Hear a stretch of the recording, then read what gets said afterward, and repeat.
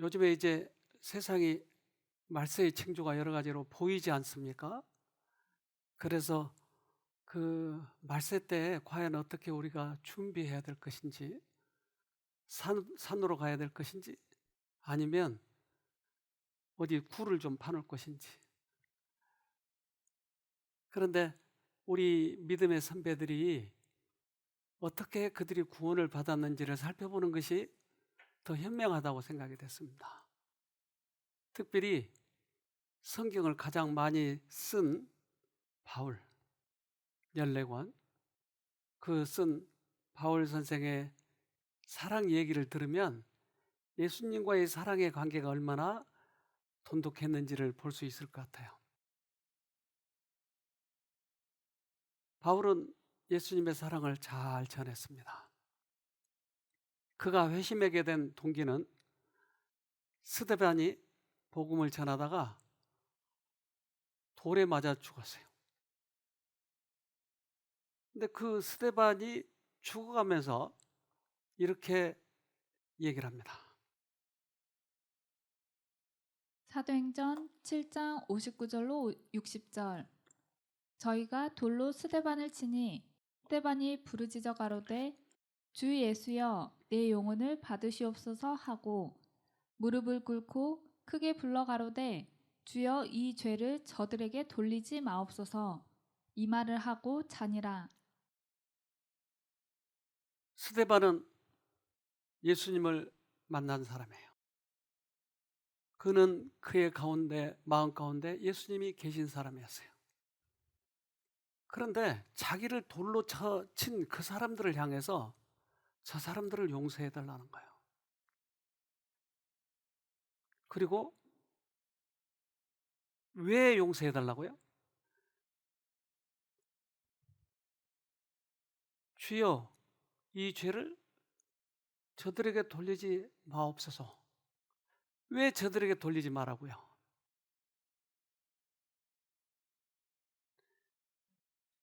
이 일을 시킨 사람이 사단이기 때문에, 사단에게 속아서 저 짓을 하고 있으니 저들을 용서해 달라고 하는 거예요.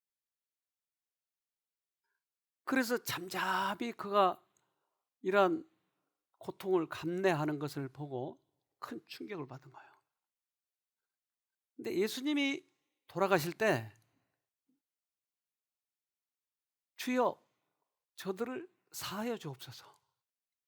왜요? 십자가를 지금 그 사람들이 십자가에 못을 박잖아요, 예수님을. 근데 예수님이 그들을 사하여 주라는 거예요. 왜요? 저들이 하는 짓을 아지 못하나이다. 사단이 시키고 있는 것을 저들이 모르고 있으니까 저들을 용서해 달라고 하는 거예요. 예수님의 정신이 바로 스데반 속에 있었던 것이에요. 그리고 스데반은 하늘 문이 열리고 예수님을 보게 됐어요. 그리고 스데반을 통해서 예수님이 말씀하시는 거예요. 바울은 자기는 굉장히 열성적이고 높은 위치에 있었고 그가 지식도 좋은 사람인데 그 아차는 이 방군의 이 스데반, 그가 자기보다 훨씬 더 굉장한 인격을 가지고 있는 것을 보게 된 거예요. 너무나 큰 충격을 받은 것이에요. 사울은 원수들에 대한 스데반의 관용과 용서의 정신을 목격하였다. 그는 또한 그가 고문하고 고통을 준 많은 사람들이 보여준 꿋꿋함과 그 모든 고통을 기쁘게 감내하는 것을 목격하였다. 그는 어떤 이들이 그들의 신앙 때문에 기쁨으로 그들의 생명까지도 버리는 것을 보았다. 자기는 많이 지위도 있고 하지만 인격면에 있어서는 그들의 용서와 관용의 정신은 자기보다 훨씬 위에 있는 것이에요. 충격을 받은 거예요. 그의 마음에 감동을 받고 또 다시 그 예수 믿는 사람들, 예수쟁이들을 박멸하려고 다메섹으로 가는 도중에 그가 큰 빛을 보게 된 거죠. 사도행전은 이렇게 써놨습니다. 사도행전 9장 3절로 5절. 사울이 행하여 다메섹에 가까이 가더니 호련히 하늘로서 빛이 저를 둘러 비치는지라. 땅에 엎드러져 들음에 소리 있어 가라사대 사울아 사울아 내가 어찌하여 나를 핍박하느냐 하시거늘 대답하되 주여 뉘시오니까 가라사대 나는 내가 핍박하는 예수라. 큰 빛이 비쳤어요. 무슨 빛일까요? 레이저 광선일까요? LED 등일까요? 엑스레이 빛일까요? 어떤 빛이 바울에게 저렇게 강력하게 비쳤을까요? 그리고 그 빛은 말하기를 나는 네가 핍박하는 예수라. 예수가 핍박을 받았어요? 아니요. 사울하고 예수는 만난 적이 없죠. 그런데 예수 믿는 사람들의 핍박을 당신의 핍박으로 말씀하시는 거예요. 네가 핍박하는 예수라. 그리고 빛을 비춰줬어요. 그게 무슨 빛일까요? 이 빛으로 사울은 예수님을 만나잖아요. 강력하게 만나잖아요. 그 빛이 몇 볼트 정도 될까요? 34,000 볼트? 어떤 빛일까요? 이 빛이 바울의 눈을 멀게 만드는데 이 빛이 무슨 빛이기에 저렇게 바울의 생애를 바꿔버렸을까요? 그렇다면 우리도 이 빛을 보면 우리도 바울처럼 변하지 않겠어요? 여러분 그 빛 보고 싶으세요? 좀 빛을 밝게 해볼까요? 좀 아직 어두운 것 같은데 34,000 볼트? 이 빛을 바울이 보고 큰 충격을 받은 것이에요. 그런데 이 빛을 보고 나서 사울이 달라진 것은 이겁니다. 이제 사울은 약속된 메시아가 나사렛 예수로서 이 땅에 오셨으며 그분은 자신이 구원하려 했던 사람들에게서 거절을 당하시고 십자가에 못 박히셨다는 사실을 분명히 알았다. 그는 또한 구주께서 무덤에서 의기양양하게 부활하시고 승천하신 것도 알았다. 사울이 본 빛은 예수님의 이 땅에 오심과 부활하심과 십자가에 못 박히심과 이러한 빛이었어요. 이 빛을 보고 사울은 너무나 큰 충격을 받았어요. 우리가 이 빛을 보면 우리도 그렇게 될 수 있을까요? 저는 이 쉼터에서 제일 많이 강의하는 게 뭐라고 생각하세요? 십자가 사랑 빛이었어요. 근데 이 빛이 사람들의 병을 고쳐준 것이에요. 예수님이 고쳐주신 거예요. 그 상처받은 유대인의 영혼 위에 구주의 얼굴 모습이 영원히 인각되었다. 그분의 말씀은 놀라운 힘으로 그의 마음을 찔렀다. 그의 어두운 마음 구석에 큰 빛이 비쳐들어와 과거 생애의 무지와 과오, 그리고 현재 성령의 교화하심의 필요를 깨닫게 하셨다. 그래서 사울을 바꿔주게 된 동기는 이 빛이었어요. 그것은 그의 어두웠던 과거, 잘못 살고 있다고 하는 깨달음, 이런 것들을 비춰주고 그의 생애가 바꿔지도록 했다. 그런데 왜 이 빛이 그렇게 사울을 충격을 줬을까? 사울은 사내들인 회원이었어요. 그리고 가장 일선에 서서 그 제사장들, 자기 선배들, 그런 고위직의 사람들의 말을 충실히 따랐어요. 근데 그들은 성경도 믿었지만 그들이 더 많이 믿은 게 뭐였냐면 탈무드라고 하는 것이에요. 근데 탈무드를 그들은 많이 생활에 적용하면서 살아요, 지금도. 그래서 탈무드는 유대인들, 이스라엘 민족들을 꽤 많이 영적으로 지도하고 있어요. 성경을 더 충실히 여기지 않고 탈무드를 더 충실히 여겨요. 지금도 그래요, 지금도. 그런데 그 탈무드에는 뭐라고 써져 있냐면요. 이 세상에서 겪는 삶의 고통은 죄에 대한 하나님의 형벌이라고 유대인들은 가르쳤다. 탈무드에 의하면 죄가 없다면 죽음도 없고 범죄하지 않았다면 고통도 당하지 않을 것이라고 했으며 병자는 자신의 죄를 다 용서받기 전에는 병이 나을 수 없다라고 했다. 하나님을 믿는 백성인데 탈무드에는 네가 죄를 지었으니까 네가 벌을 받고 있는 거야. 그 벌이 병이야, 병. 그러니까 병이 깊으면 뭐가 많아요? 죄가 많아요. 그 죄가 없어지기 전에는 넌 나을 수 없다. 그런데 그러한 사상을 현대 그리스도의 교회에 들어와 있어요. 그래서 꽤 많은 사람들이 병이 들면 그것 때문에 고민을 하고 있어요.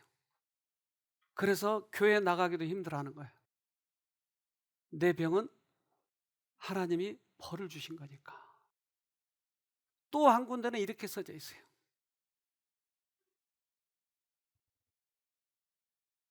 사람이 형벌을 받는 분량은 결국 자신의 행위에서 비롯되는 것이다. 삼손은 자신의 눈의 욕망을 따라갔기 때문에 블레셋 사람들에 의해 그의 눈이 빠졌다. 압살롬은 머리카락으로 영광을 받았으므로 머리카락이 나뭇가지에 걸려서 매달리게 된 것이다. 그는 아버지의 첩 10명을 데리고 살았기 때문에 병사 10명의 칼에 찔려 죽었다. 그리고 그는 새 마음, 즉 아버지의 마음과 재판관의 마음과 이스라엘 백성의 마음을 빼앗았기 때문에 세 개의 화살이 그를 꿰뚫었다. 어쩜 그렇게 잘 끼워 맞췄는지 몰라요. 제가 아랍권에 가서 그 근무할 때 가끔 이렇게 나와서 처형 장면을 보라고 그래요. 근데 이제 여자들이 이 앞에 쓰는 거 있잖아요. 아랍 사람. 히잡. 근데 이제 어떤 사람이 외국인이 너무나 그 여자가 이뻐 보이니까 이걸 걷어서 봤어요. 그럼 어떻게 해야 돼요? 눈을 뽑아요. 그걸 와서 보라고 해요. 눈으로 봤으니까 눈을 뽑는 거예요. 훔쳤어요. 그럼 어떻게 해야 돼요? 손을 잘라요. 인과응보의 정신이죠. 그러니까 그것이 마치 그리스도인 정신처럼 사람들에게 가르치는 거예요. 어쩌면 사울도 이러한 사상이 있었을 거예요. 그때 배웠어요. 그런데 사울이 스데반을 보고 놀란 거예요. 주여 저들의 죄를 용서하소서. 왜? 자기들이 하는 짓이 아니니까. 이러한 사상을 가지고 있는 바울에게는 얼마나 충격적이냐고요, 그게. 그래서 우리 여기 쉼터에 그런 참가자들이 할 때 어떻게든지 그 사상을 빨리 벗어나게 해줘야 되겠다. 그래서 이러한 강의를 자주 한 것이에요. 예를 들면 지난번에 왔던 청년은 이랬어요. 피부가. 그래서 얼굴을 보니까 이랬어요. 그런데 그는 계속 비타민을 써야 되고 이 면역 억제제를 써야 되고 그럴 때마다 좋아졌다가 금방 다시 나빠지고 이것이 반복인 거예요. 근데 여기 와서 어떻게 저렇게 좋아지느냐는 거예요. 이런 사람이 어떻게 이렇게 좋아지냐는 거예요. 여러분 누군지 아시겠어요? 예, 최근의 모습을 보니까 알겠죠. 어떻게 좋아지죠? 여기서 약 하나도 쓰지 않았잖아요. 환경이요? 아니요. 그 예수님을 만나가기 시작하니까. 오늘 아까 우리 3040에 그 총무 보신 분, 김유정 자매님. 이분이 암이 재발해가지고 온 거예요. 근데 그도 여기서 아무것도 하지 않았지만 말씀을 듣고 특별히 하나 깨달은 게 있었는데 그가 이렇게 바뀌었어요. 같은 사람이나요? 같은 사람이네요. 뭐가요? 그는 오랫동안 일반 교회를 다녔지만 이제 하나님을 알아가기 시작하는 거예요. 하나님을 알아가면 가족이 회복이 되고 병이 회복되고 그러는 거예요. 그런데 그것과 그것이 무슨 관계가 있냐는 거예요. 예수님이 십자가에 달려 돌아가신 이유는 뭐예요? 왜 돌아가셨죠? 그분이 돌아가신 이유예요. 이사야 53장 4절. 그러나 사실은 여호와의 종이 우리의 온갖 질병을 대신하여 앓고 우리가 당해야 될 고통을 대신 당하였다. 그런데도 우리는 그가 천벌을 받아서 고난을 당하는 것으로 생각하였다. 탈무드의 사상은 병을 앓는 것은 그가 하나님한테 죄를 졌기 때문에 벌을 받은 거야 라고 생각을 한다. 그런데 사실은 예수님이 다 벌을 받아버렸다. 우리가 받아야 할 벌을, 우리가 받아야 할 질병을 그가 다 받아버렸다. 그러니까 그분이 고통스럽게 그렇게 돌아가신 이유는 뭐예요? 우리 병을 가지고 돌아가셨어요. 그럼 우리 믿는 사람들은 이 병이 그분에게 넘어가야죠. 내가 앓지 말고. 그래서 믿으면 회복이 된다고 하는 큰 원칙이 있다고 하는 것이에요. 모든 악습과 질병과 그 모든 것들은 예수가 지고 가신 것이에요. 이사야 53장 5절. 그러나 그는 우리의 죄악 때문에 고통을 당하고 우리가 범죄하였기 때문에 그가 무서운 채찍에 맞아 살이 찢어진 것이다. 우리가 범죄하고서도 무사하게 넘긴 것은 그가 대신 형벌을 받았기 때문이다. 그가 우리 대신에 채찍을 맞아 우리 몸이 성하게 되었다. 그래서 지금 현대 번역으로 제가 보여드리는데 개역 성경에는 이렇게 자세히 나오지 않기 때문에 이걸로 보여드린 거예요. 그가 우리의 질병을 지고 갔기 때문에 우리가 믿으면 그 질병이 예수에게로 넘어가야 된다라고 하는 거예요. 그렇기 때문에 예수님의 사랑, 특별히 십자가의 사랑을 볼 때 그것을 그 빛을 보았을 때 회심이 되는 것이. 사울이 바울이 된 이유는 그 다메섹에서의 그 빛이었어요. 지금도 그 빛이 있을까요? 그럼요. 지금도 있는 거예요. 이 빛을 우리가 보면 만나면 회복이 되는 거예요. 어제도 우리 미용사 한 분이 오셨는데 쉼터 전문 미용사인데 이분이 작년에 손녀를 데리고 왔어요. 손녀는 백혈병. 자기 어머니의 얘기로는 80% 이상의 아이가 죽는다는 거예요. 저에게 문자를 보냈어요. 원장님, 우리 딸 좀 살려주세요. 틀 때 며칠 뒤에 제 모습이에요. 아이의 모습 보니까 아시겠죠? 항암제를 저렇게 많이 해서 이제 머리가 겨우 나는 거예요. 근데 그 아이가 몇 개월 지나서 이게 달라졌어요. 어떻게 이렇게 달라질까요? 그가 예수님을 배우기 때문에. 그렇게 돈을 수억씩 쓰고도 병을 못 낫는 거예요. 서울대학 병원에. 너무나 이 딸이 회복된 것을 보고 부모님이 이렇게 기뻐하는 거예요. 그래서 같이 와서 찬양을. 그래서 1년 6개월 만에 병원에 가서 피 검사를 다시 해본 거예요. 1년 6개월 만에 병원 갔더니 의사 선생님도 놀라시고 다른 병원으로 옮겼거나 잘못됐는지 알았대요. 2주 결과가 나왔고 혈소판과 면역력은 건강한 만큼은 아니지만 살아가는데 문제없고 이식은 성공한 것이고 생착이 약간 늦은 아이가 있다 정도. 그 외의 모든 수치가 좋아서 의사가 상당히 놀랐습니다. 이식 후 다른 애들은 수많은 부작용으로 아직도 약을 수십 알씩 먹고 있거든요. 유정이는 쉼터가면서 약을 완전히 끊어버렸고요. 그래서 1년 6개월 만에 가니까 얘가 죽었나 보다 의사가 생각하고 있는데 나타난 거예요. 그런데 거의 정상이다. 어떻게 그렇게 변할까요? 어떻게? 저는 예수님을 믿기 시작해서 이해가 되지 않는 게 몇 가지가 있었어요. 그것은 왜 내가 죄를 졌는데 책임은 예수가 지지? 이게 이해가 되지 않았어요.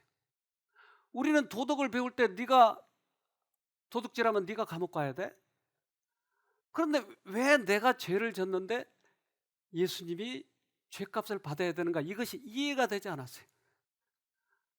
그래서 이 사람 저 사람에게 물어보는데 다 대답하기를 그냥 믿으면 돼요. 이렇게 꼬치꼬치 따져. 그냥 믿으면 된대요. 근데 안 믿어지는데 왜 믿으면 돼요? 근데 어느 날 우리 아이가 학교에서 문제를 일으켰는데 학교에서 오라는 거예요. 그래서 선생님 앞에 갔더니 막 소리를 지른 거예요. 나도 모르는 새 고개가 푹 숙여. 아유, 잘못됐습니다. 뭐든지 제가 다 책임지겠습니다. 뭐든지 다 물어내겠습니다. 왜 내가 갑자기 선생 앞에서 그렇게 고개를 숙여야 하죠? 우리 자식이 문제를 일으켰어요. 우리 자식이 문제를 일으켜서 내가 갚아야 되니까. 그때 예수님이 이해가 된 거야.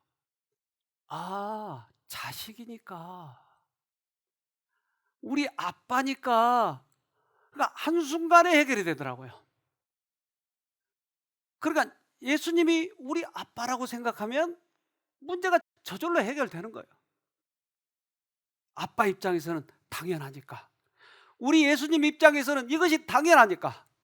우리 입장에서는 죄인이라 죄진 놈이 감옥에 들어가야 되지만 아빠 입장에서는 내가 지겠다고 하는 거지. 그런데 그 예수님이 겟세마네에서 그 죄값 때문에 그렇게 힘들어한 이유가 뭐였을까 하는 것이었어요. 마태복음 26장 38절. 이에 말씀하시되 내 마음이 심히 고민하여 죽게 되었으니 너희는 여기 머물러 나와 함께 깨어 있으라 하시고. 아니, 하나님이란 분이 보통 사람들도 억울하게 죽기도 하고 사형당하기도 하는데, 아니 하나님이 이렇게 심히 고민하여 죽게 되었으니 이런 말씀을 왜 하실까? 이것이 이해가 안 되는 거예요. 때때로 우리는 다른 사람을 위해서 죽어주기도 하잖아요. 선인들은, 의인들은. 그런데 하나님이 왜 이렇게 고민할까? 이게 이해가 되지 않았어요. 그래서 이 고민은 무엇일까? 하나는 이해가 됐어요. 그거는 예수님이 사람들을 위해서 죽었는데 제자들이 배반한 거예요. 예수님을 부인하고 예수님을 팔아먹고 부인한 거예요. 그러면 내가 죽어봐야 제자들도 저렇게 믿지 않고 저렇게 배반하는데 나머지 사람은 볼 것도 없다. 그렇다면 십자가에 죽는 것이 개 죽음 아닐까? 내가 뭐하러 죽지 그러면? 이것이 첫 번째 고민이셨어요. 두 번째는 제가 문제가 해결됐던 거 거기서 해결됐어요. 예수님은 죄값을, 모든 세상의 죄값을 지고 가셔야 돼. 그러면 첫 번째 죽음 가지고는 해결이 안 되는 것이에요. 즉 둘째 사망을 죽으신 거예요. 둘째 사망은 모든 사람들이 심판을 받을 때 완전히 없어져 버리는 것을 얘기해요. 그 둘째 심판, 사망을 예수님이 당하셔야 된다고 하는 것이었어요. 그러면 둘째 사망을 당한 사람은 한 사람도 부활을 할 수가 없는 거예요. 이것이 예수님의 고민이었어요. 그래서 심히 죽게 되었사오니.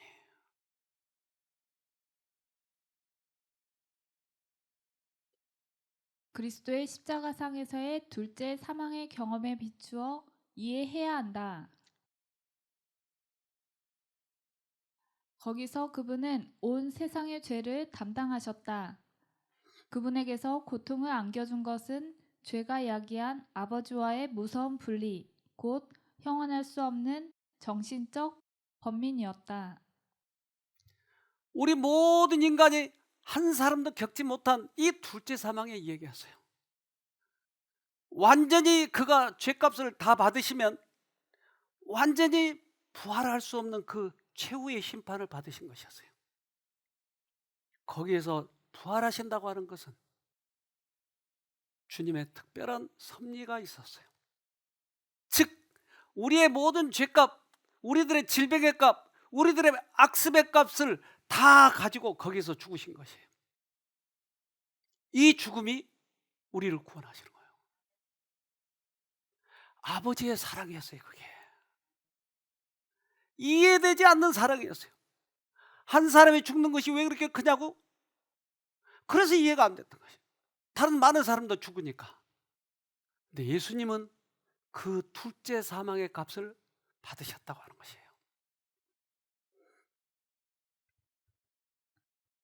요한계시록 20장 6절. 이 첫째 부활에 참여하는 자들은 복이 있고 거룩하도다.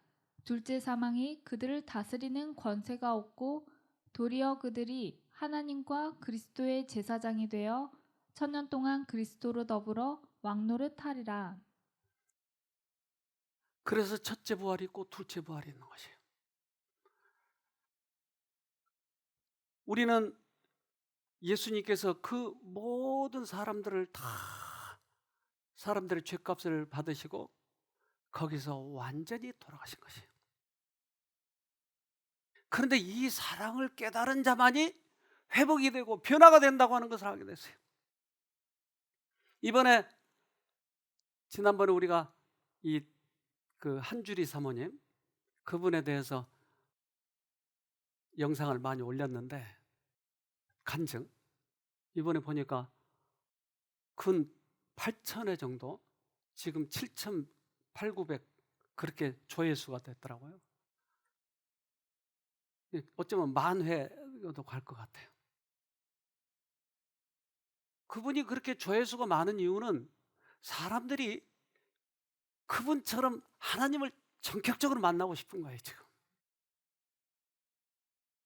그래서 앞으로 어떻게 될지는 모르지만 그분의 사랑이, 그가 크게 그 사랑을 만났을 때가 언제냐면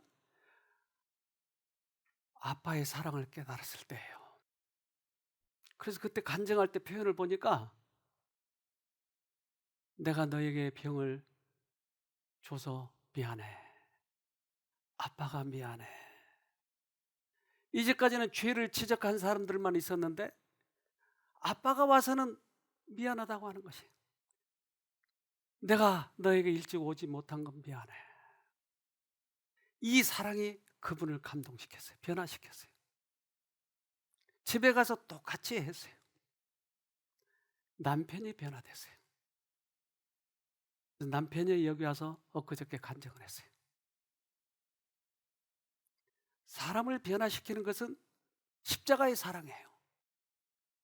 십자가의 깊은 사랑이에요. 그 사랑이 전해지니까 남편이 변해진 거예요. 가운데 분만 보세요. 양쪽 분은 별로 볼 필요가 없어요.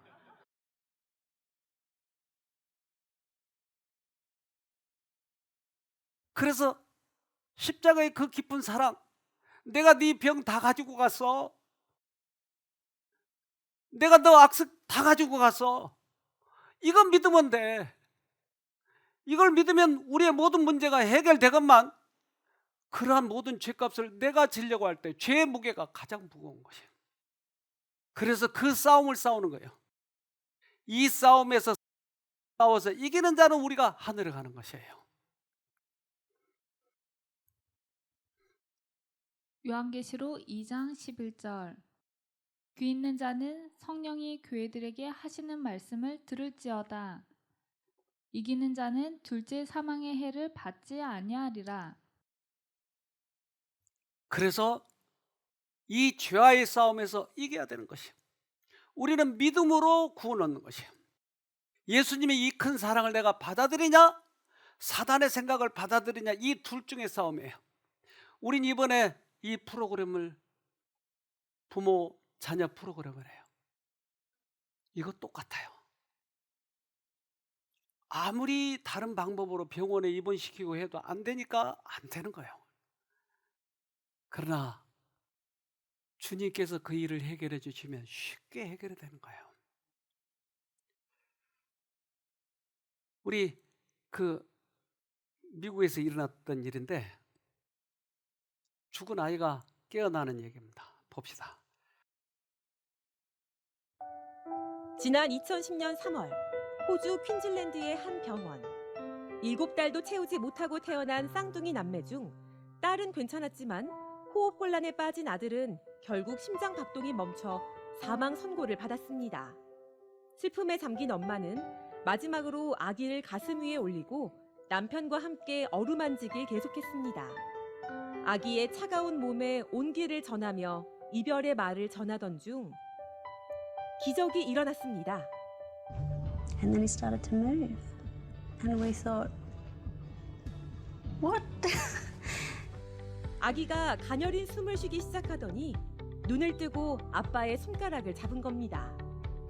7년이 흐른 지금 아기는 어떻게 됐을까요? 산소 부족에 따른 후유증을 걱정했지만 건강에 전혀 문제없는 밝고 행복한 아이로 자라고 있습니다. We realized it was because we had held him and because he had the body heat of his mother and father. That's what had brought him back and had given him the time that he needed to live. 기적 같은 포옹의 힘을 경험한 KTC 가족은 이후 아픈 신생아나 미숙아를 돕는 재단을 설립하고 아기를 안아주는 이른바 캥거루 케어의 전도사가 됐습니다. 실제로 여러 연구 결과에 따르면 많이 안아준 아기일수록 더 잘 자랄 뿐 아니라 심장 박동도 안정적입니다. You can see that baby settling down, that baby snuggles in the arms of that cuddler, and the heart rate settles, the respiration settle, and what a wonderful thing to see. 아기 안아주기 프로그램을 도입하는 병원들도 생겨나고 있습니다. If there are babies to cuddle, then I cuddle, or with Gabe, I'll play with him. Just kind of give him some company, be with him. 사랑을 담은 따뜻한 포옹이 아프고 병든 아기들을 살려내는 최고의 묘약으로 인정받고 있습니다.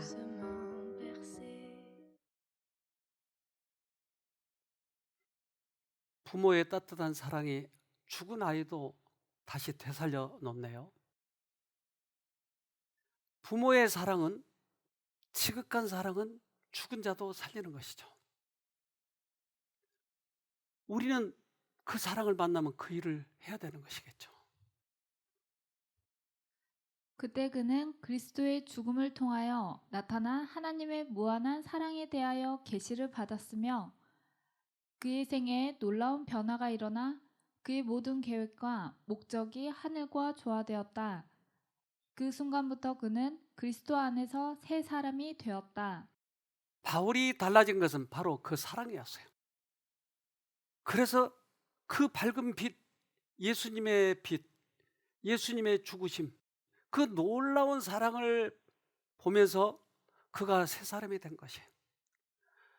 바울은 그래서 가는 곳마다 이 십자가를 전하는 것이에요. 십자가. 이것이 모든 문제의 해결책이니까요. 바울은 개인적인 경험을 통해서 죄인이 일단 당신의 아들의 희생을 통하여 나타난 아버지의 사랑을 바라보고 거룩한 가마에 복종할 때에는 마음의 변화가 일어나며 그 후로는 그리스도가 가장 귀중하게 된다는 사실을 알았다. 이것을 경험한 자는 다른 거 자랑하려고 하지 않아요. 자기 자랑, 학문 자랑 이런 거 자랑하려고 하지 않아요. 왜냐하면 그 크신 사랑만이 능력이 있으니까. 바울은 그의 생애를 통해서 계속 십자가를 자랑하는 것이에요. 모든 학문 다 버렸어요. 그는 그것을 십자가를 자랑하는데 모두 다 사용하게 되었죠. 영광의 주님을 위한 사랑이 그의 행동을 유발하는 원칙, 곧 동기를 부여하는 능력이 되었다. 의무에 대한 열심이 식을 때마다 십자가와 거기에 나타난 놀라운 사랑을 바라보는 것으로 그는 마음의 허리를 동이고 극기의 길로 전진하게 되기에 넉넉하였다. 하나님의 일을 하다 보면 지치고 힘들 때가 있어요. 때때로 좌절될 때가 있어요. 때때로 반대에 부딪히면 후회했어요. 내가 왜 그 일을 해야 돼? 그러나 이 십자가의 경험, 하나님의 뜨거운 사랑을 경험하면 모든 행동의 원칙, 동기가 바로 사랑이었다고 하는 거예요. 그래서 이것을 쳐다보면 다시 용기가 생기는 거예요. 다시 힘이 생기는 것이. 십자가를 쳐다보면 어떤 일이라도 불구하고 다 극복할 수 있는 힘이 생긴 거예요. 이게 아닌 모든 것들은 다 의미가 없는 것이에요. 바울은 대단히 많이 배운 사람이에요. 그래서 로마 시민이었어요. 그는 유대인이면서 꽤 난 사람이죠. 그래서 반대자들을 만나면 논리로 따진 것이에요. 반대자를 만나면 철학에는 철학으로, 웅변은 웅변으로 돼. 그럼 상대방이 기가 죽는 거예요. 그래서 베레와 아덴 이런 데 가서는 사람들의 약호를 팍 죽여놨어요. 그래서 자기 논리가 다 펼쳐졌고. 그런데 그러한 지역을 다녀와서 후에 보니까 회심자가 잘 안 일어나는 거예요. 이기긴 분명히 이겼는데 논리로도 왜 안 될까? 왜 안 될까? 그가 고린도 교회에 와서야 그 이유를 깨닫게 됐어요. 그래서 고린도 전서에 이렇게 얘기합니다. 고린도전서 2장 2절, 4절, 5절.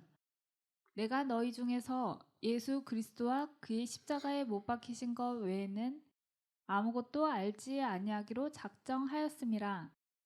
내 말과 내 전도함이 지혜에 권하는 말로 하지 아니하고 다만 성령의 나타남과 능력으로 하여 너희 믿음이 사람의 지혜에 있지 아니하고 다만 하나님의 능력에 있게 하려 하였노라. 능력의 근원은 십자가였어요. 웅변이 아니었어요. 지식이 아니었어요. 너무나 많은 사람들이 이것으로 멸망하는 것이에요. 저는 수십 년 동안 이 사업을 하면서 느끼는 것은 능력은 예수님에게로서로만 오게 됩니다. 오히려 다른 거 자랑할 때 그 능력은 사라지고 말더라고요. 오직 예수. 세상의 심리학, 세상의 모든 여러 가지 것들, 우리를 혼란케 한 것들은 사실은 예수님을 흐리게 만들 뿐이에요. 오직 예수님의 능력. 바울이 이것을 깨달았을 때 거기에서 많은 사람들이 회심하기 시작했어요. 바울은 사람들이 그래, 넌 예수 제자냐? 네가 사도냐? 그리고 비난을 했어요. 근데 예수의 사도는 어떻다고 하는 것을 바울은 반증을 해요. 뭐였죠? 그가 전한 사람들이 회심을 한 것이에요. 이것이 증거라고 이야기했어요. 그래서 고린도 교회 와서야 이것을 크게 깨달은 바울은 이제 예수님만 전하는 것이었어요. 1995년도 10월 17일 날 매사추세츠 메모리얼 병원에서 카이리와 브리엘이라고 하는 쌍둥이가 태어났어요. 그런데 예정보다 12주나 일찍 태어난 조산아였어요. 브리엘은 심장에 큰 결함을 안고 태어났는데 의사는 살지 못할 것이라고 했어요. 그래서 이제 양쪽에 인큐베이터를 양쪽에다 넣어놨는데 한 19년 된 경력 간호사가 함께 얘들을 넣어놓으면 어떻겠냐고, 인큐베이터에다. 그래서 원래 병원 규칙은 안 되지만 이 간호사가 그렇게 넣어봤어요. 그랬더니 그 다 죽게 된 아이를 팔로 껴안은 거예요. 언니인가요? 네. 그랬더니 기적이 일어난 거예요. 아이가 살아나기 시작하는 거예요. 껴안으니까 아이가 살아나는 거예요. 그 아이들이 살아나가지고 저렇게 컸어요. 이렇게. 어떻게 살아났어요? 깨어나니까. 아빠가 우리를 깨어나면 죽은 자도 살아나는데 우리는 살아나서 형제를 깨어나면 형제들이 살아나는 거예요. 바울은 이 사랑을 다른 사람들에게 전하기 시작했을 때 많은 사람들이 살아났던 것이에요. 이 사랑은 우주와 같이 넓으며 천사들의 그것과 조화를 이룬다. 마음 가운데 사랑을 간직하면 그것은 온 생애를 즐겁게 해주고 온 누리를 그 고유의 행복으로 덮어준다. 우리로 세상의 소금이 되게 할 수 있는 것은 이 사랑, 바로 이 사랑뿐이다. 그래서 특별히 이 말세, 요즘은 더 세상이 어두워진 것 같아요. 사람의 인심도 그렇지만 여러 가지 증상으로 봐서 얼마나 사람들이 정직하지 못한지 몰라요. 요즘에 뉴스를 안 보려고 해도 자꾸 봐지는 거예요. 그 대통령 하려고 하는 사람들이 왜 그렇게 거짓말을 많이 해가지고 도대체 이제는 뭐가 진실인지 모르겠으니까 안 보는 게 낫겠다 해서 안 보려고 그래요. 이런 말세의 증상이 나타날 때 우리가 어떻게 해야 되는가? 진리를 높이 드려야 돼요. 그래서 세상에 많은 방법이 있지만 그 방법보다 오직 예수님의 방법만을 택해야 되는 것이죠. 저는 확실하게 이러한 경험을 했기 때문에 부인할 수가 없어요. 백혈병 환자도 살고 아토피 환자도 살고 암 환자도 살아나고 악습증자도 살아나고 이러한 사랑이 사람들을 변화시킨 것을 보게 됐어요. 우리는 하늘에 들어가야 되기 때문에 다른 것보다도 하늘에 가야 되기 때문에 사랑은 하늘의 속성이기 때문에 결코 그 가치를 잃지 아니한다. 귀중한 보배처럼 그 소유자는 그것을 가지고 하나님의 도성의 문을 통과할 것이다. 그래서 사랑 마크가 있는 사람만 하늘 들어갈 수 있다는 거예요. 이 사랑이 없으면 하늘을 들어갈 수 없다고 하는 거예요. 우리는 부활의 날 아침 볼 거예요. 왜 부활의 날 아침 보죠? 예수가 그 죄값을 다 당신이 지고 가버렸으니까. 예수님은 둘째 사망에서 완전히 그 죄를 다 소멸했으니까요. 그래서 우리는 부활의 날 아침 볼 수 있는 거예요. 무덤을 뚫고 나올 거예요. 예수님을 알았던 사람들은 이제 서로를 알아보게 될 것이에요. 우리 희망이 있잖아요. 그런데 이 희망마저 없으면 우리가 뭐하러 예수님을 믿어요? 형식적으로요? 다른 사람이 볼까 봐요? 우리는 반드시 이 하늘을 들어가야 됩니다. 여길 못 들어가면 모두 다 실패해요. 아무리 대통령을 했다 할지라도 실패해요. 우리는 꼭 여기를 들어가야 됩니다.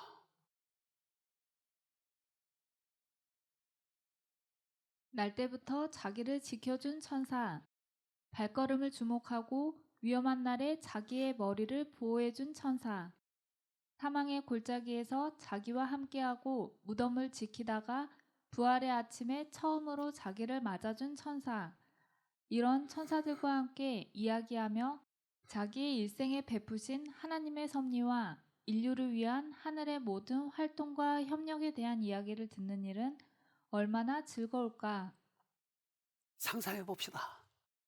지상에서 어떻게 싸워서 이겼으며 천사가 나를 어떻게 도와줬으며 우리 같은 쉼터교회 다닐 때 서로 어떻게 우리가 지냈으며 이런 얘기 얼마나 재밌을까요? 그때 서로 싸우고 그랬던 사람이 화해하고 용서하고 이런 사람들이 얼마나 할 얘기가 많을까요? 우리는 그 하늘에 가야 됩니다. 이번 우리 부모 자녀 프로그램도 우리에게 가장 적정한 시기에 주셨다고 생각해요. 그래서 그 자녀 프로그램 때 여러분 모두 다 기도하고 여기 협력해 봅시다. 그리고 서로 여기 살아있는 동안에 서로 사랑을 나누고, 저는 여기 교회에 모이지 못한 것이 너무 미안해요. 항상 그것이 죄인처럼 느껴져요. 이 죄책감도 없애야 될 텐데 항상 이것이 미안해요. 마치 그 얘기만 나오면 죄인처럼 그냥 고개가 숙여지는 거예요. 그래서 그것 때문에 말할 때마다 미안하고 그러나 이건 하나님이 허락하신 일입니다. 어쩔 수 없어요.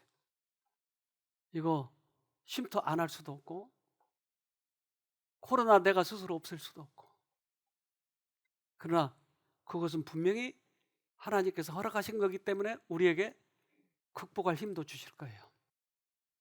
그래서 이런 프로그램을 통해서 우리 서로 힘을 합쳐서 우리도 유익을 받고 많은 영혼들을 구원하도록 합시다. 감사합니다. 기도하겠습니다. 하늘에 계신 아버지, 세상이 이렇게 어둡고 주님이 냉대받은 이때 우리에게 냉에서 열을 취하게 도와주시옵소서. 주님을 높이게 도와주시옵소서. 모든 문제의 해결책은 주님께만 있다고 하는 것을 절실하게 느꼈습니다. 그래서 맨 앞장에 서서 주님을 담대하게 외치게 도와주시고, 사람들은 갈 길을 알지 못하고 어떻게 해야 구원을 얻을 수 있을지, 어떻게 하면 예수님을 만나고 회심할 수 있을지, 어떻게 하면 악습에서 벗어날 수 있을지, 어떻게 하면 불치병에서 해방될 수 있을지, 이제 우리는 주님이 해결자라고 하는 것을 그들에게 외칠 수 있도록 도와주시옵소서. 이제 오늘 오후부터 시작되는 부모 자녀 프로그램에 주님께서 같이 해 주시옵소서. 우리가 오직 주님만을 높이겠사오니, 주님만이 해결자라고 하는 것을 크게 외치겠사오니 주님께서 도우셔서 주님께서 영광을 받아 주시옵소서. 우리를 도우셔야 당신을 더 높이지 않겠습니까? 우리 모든 스태프들과 참가자들에게 임해 주셔서 하나님의 능력이 지금도 여전히 살아계시다고 하는 것을 우리 눈으로 똑똑히 볼 수 있도록 도와주시옵소서. 우리 모든 신자들과 또 헌신한 당신의 백성들에게 다시 한번 은혜로 능력을 나타내 보여주시고 그들이 깃발을 높이 들 수 있도록 은총 베풀어 주시옵소서. 주님을 경험한 사람들은 이제 형제들을 가슴으로 안을 수 있도록 도와주시옵소서. 그래서 당신에게 배운 뜨거운 사랑을 그들에게도 전할 수 있도록 도와주시옵소서. 교회를 위해서 헌신하고 주님을 위해서 헌신하고, 그래서 우리 모두 면류관 받을 때 같이 즐거운 노래, 기쁨의 노래, 승리의 노래를 함께 할 수 있도록 도와주시옵기를 예수님 이름으로 기도합니다. 아멘.